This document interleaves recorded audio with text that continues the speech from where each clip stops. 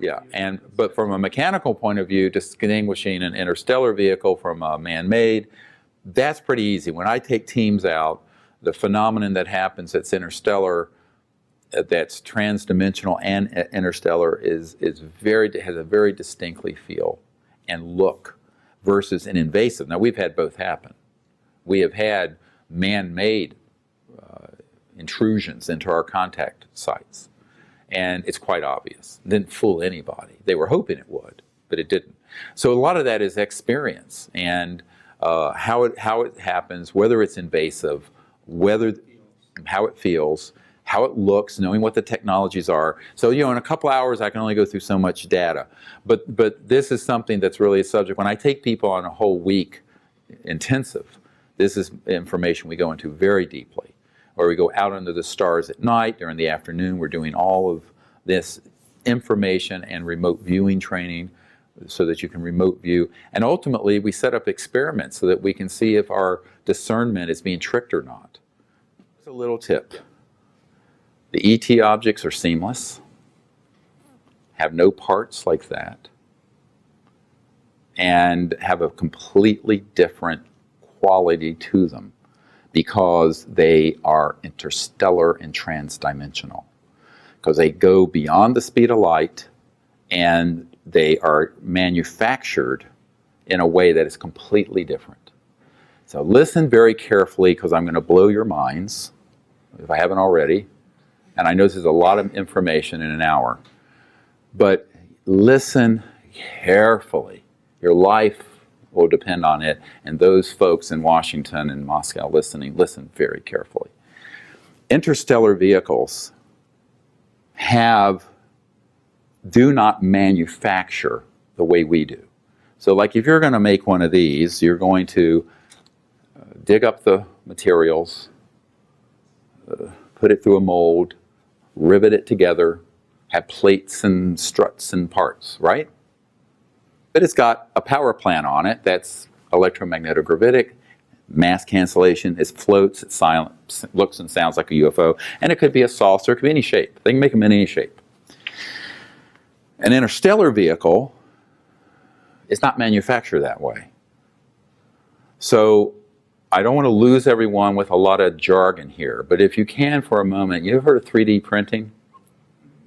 Imagine if you did 3D printing, but from another dimension.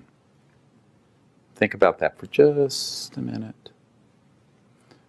So that if you had mastered 0-point energy, the base energy field that all matter and energy is fluxing from, all subatomic particles, and you had mastered it in such a way that you could create a resonant frequency in the shape of a spacecraft. And it would then go from that fourth, fifth dimensional energy field into 3D as almost an extrusion mold. Does this make sense? And where it would materialize in that perfect form. It wasn't something that was put together by digging up those minerals, melting them, smelting them, and riveting them together.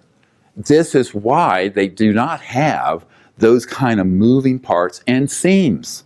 They are seamless. Very important data point for those of you who will have a close encounter with a man-made object versus a close encounter with an extraterrestrial object.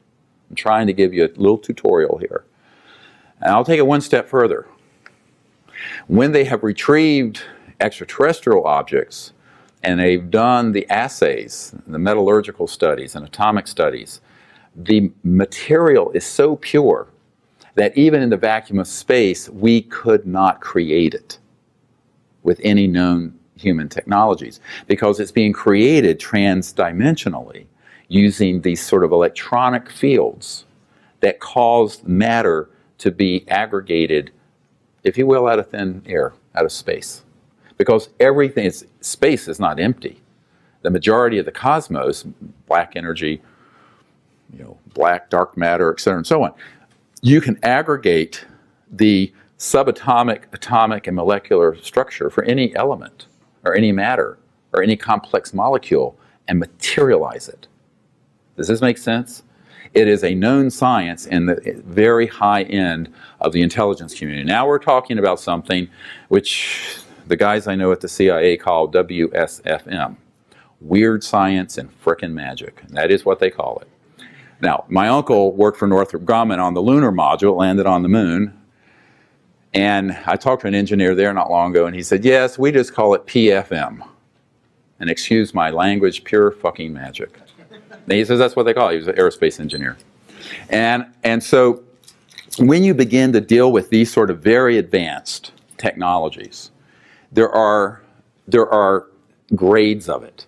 So there's man-made anti-grav, there's man-made anti-gravity systems that have been hybridized, studying extraterrestrial materials, a notch up.